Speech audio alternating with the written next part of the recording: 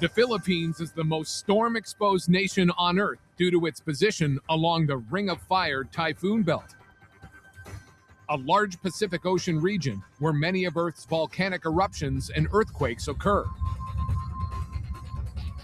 On average, 80 typhoons form over the tropical waters near the Philippines, with about 19 per year entering the country.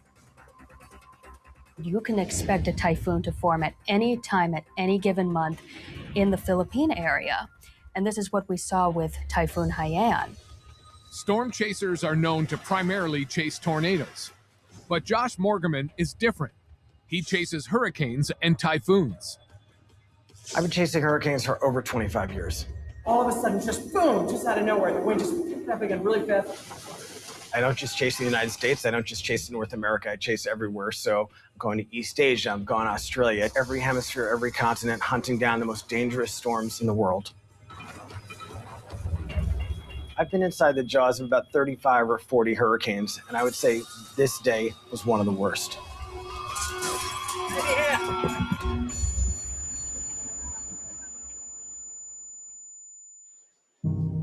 The Philippines are susceptible to hurricanes mostly because of where they are situated and how their country is distributed. It's a whole bunch of islands that are speckled about, and every single one of these islands is in a tropical area that's prone for hurricane activity. Hurricanes thrive on warm water and a certain upper atmosphere environment that has a very low wind shear. The Philippine Sea, which is the body of water to the east of the Philippines, is this perfect breeding ground. Any cyclone that enters that sea just seems to explode into a monster, and Haiyan was no exception. Tacloban City is the most populated city in the Philippine province of Leyte. There are over 240,000 residents in the most eastern cluster of islands in the Philippines. November 8th, 2013. Hello, I'm good. How are you? I'm good. I will be checking in. Josh arrives at his hotel in Tacloban City. Put it on the credit card there. Yeah. The Philippines is the world's ground zero for powerful typhoons. There's no country on Earth that is hit more frequently by very violent typhoons. Usually my first hint that I'm going to be chasing a hurricane or a typhoon is that I see it in the computer models. The computer models are like a crystal ball showing what might happen in the future. What was unique about Haiyan was that it showed up very, very early on. The computer models 2 weeks before it hit were showing this really intense typhoon crossing the Pacific like a bowling ball and just crashing into the Philippines. And what was incredible was how accurate they were so far out. It was like they just sniffed that this was going to be a really unique event. In this part of the world, in this time of year, in the fall, you expect typhoons to get very strong. So to some degree, Haiyan was what one would expect. What was unusual was how powerful it became. A lot of times when hurricanes and typhoons are moving, they actually move in a zigzag. They wobble a little bit, and it makes it hard to figure out exactly where the center is going to cross the coast, and that's where I want to be. The interesting thing about Haiyan was that it had a very strong steering pattern and it moved really fast in basically a straight line. So it was fairly easy to figure out, okay, it looks like Tacloban's going to be ground zero or very close. So that's where I decided to set up for this. And it was a recipe for disaster. Many, if not most of these residents, live in simple structures. Hey. I'm okay. I'm okay. Hurricane Haiyan was not only headed straight for the islands, it was headed straight for the residents, who had nowhere safe to go.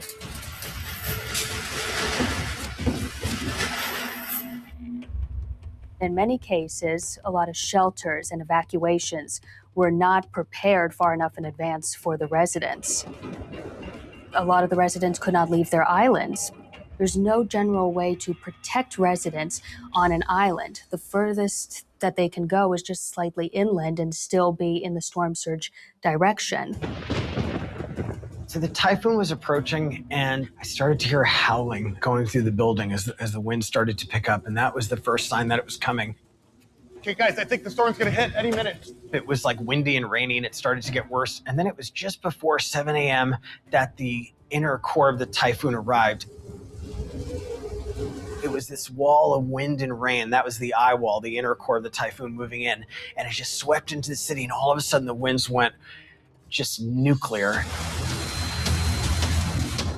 You could hardly see like a block away. The wind was just roaring.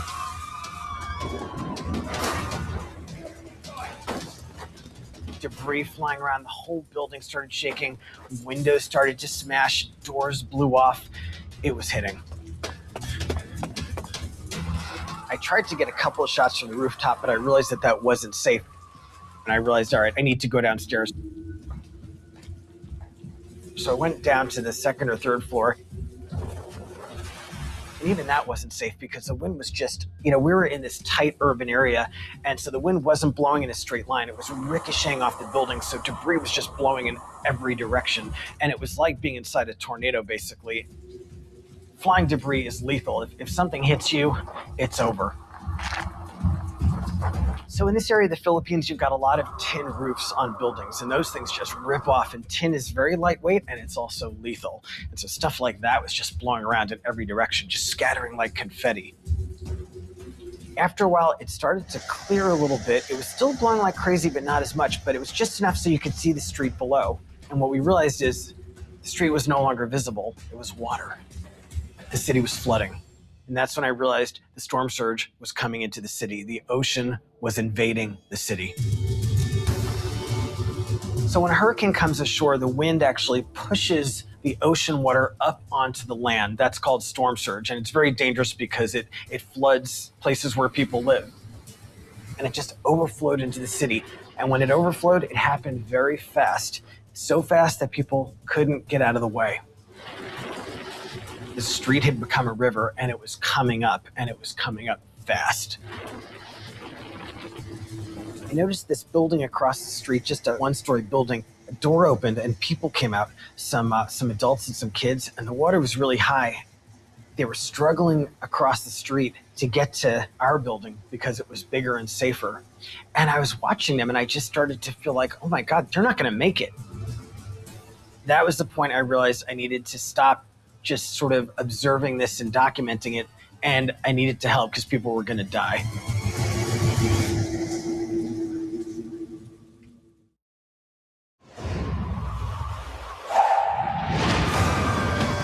November 8th, 2013. Hurricane chaser Josh Morgaman is in Tacloban City, the Philippines. Hurricane Haiyan is ravaging the island. Even worse, the storm surge has caused water levels to rise, putting local unprepared residents at risk. I just started to feel like, oh my God, they're not gonna make it. And that was the point I realized I needed to stop just sort of observing this and documenting it, and I needed to help because people were gonna die. So our hotel was like a bunker. It was a sturdy concrete building on probably the highest part of the city. The hotel become basically a refuge in the storm. So I ran downstairs, and it was mayhem on the first floor. The water was coming up. Oh my God, this hotel. People were panicking. And by the time the people on the first floor realized what was happening, they could no longer open the doors to their rooms. So they were stuck in these rooms with the water rising. These had become death traps. And they were smashing the windows, and they were screaming for help. I just felt like, oh my God, I'm gonna just watch people just die right in front of me. And I realized like I had to just jump in and try to help. So a couple other guys and I, what we did is we just jumped in that water, and we went up to each window, and we were pulling people out of the windows, the elderly, children, the disabled, whoever, and putting them on mattresses and then floating them to the main staircase to then get them up to the second floor. And one by one, we just went back and forth to just basically drag people out of those windows. And it just became this mad rush to get everyone up the stairs into the second floor. It was already, the water was like coming up, it was like you're just wading through it. Watch your step here. them. I felt like so protective, just bring her up those stairs, and we got the whole family upstairs one at a time. And then it was time to look for others because there were people trapped everywhere. It was total panic at that point, just people shouting and crying for help. And it's just a blur in my head. I only remember, it's like kind of trying to remember a dream. Like I only remember little pieces. I feel like my entire memory of it now is just what was captured on video because I don't know, I was in some kind of, I was almost like in a mental fog. I felt like I was just like a machine, just trying to like get people to safety. It was this mad rush to just get everyone up to the second floor. Some of them, we pulled out of the windows and ferried on the mattresses. I remember carrying a little girl up the stairs. I remember me and another guy carrying an old man in a wheelchair up. I mean, it was just like whatever we had to do. It was just one at a time, just getting everyone up to that second floor. Good. Haiyan was an incredibly powerful typhoon, but it was quite small and it moved really fast. And what was interesting was, as soon as we got everyone up the stairs, the water started to pull away, the storm was passing. Typhoon Haiyan was a learning experience indeed, both for residents, visitors, and the government in general. So a lot of people were caught off guard. The government did not know how to explain carefully to the residents how dangerous this situation was going to be. This is not the first nor the last super typhoon to hit the region, but at the moment the government can look into building better structures, concrete or brick structures instead of wood or straw along the coastal regions, because these do not withstand the winds of a super typhoon of upwards of 250 kilometers per hour. Thousands of people died in Super Typhoon Haiyan, and most of them were from the storm surge, that rise of the ocean onto the land. The tragic thing about that was that it didn't need to happen. If people understood beforehand what was coming and that storm surge was going to happen, they would have gotten to higher ground. I'd never witnessed destruction or human misery on that level. It was just beyond anything I'd ever seen. And it was almost like as a defense mechanism, my emotions just shut down. I just stayed really kind of cold and like focused, like, okay, how do I survive? How do I get home? And once I got home and I kind of had the luxury to have emotions, I just like broke down, just the misery that I witnessed and what I was seeing on the news even, just like, I was just like weeping, seeing it all. It stayed with me a long time. I didn't want to chase again for a while.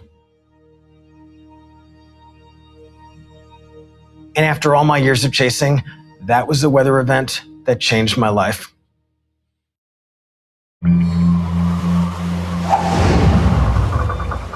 Lake Erie is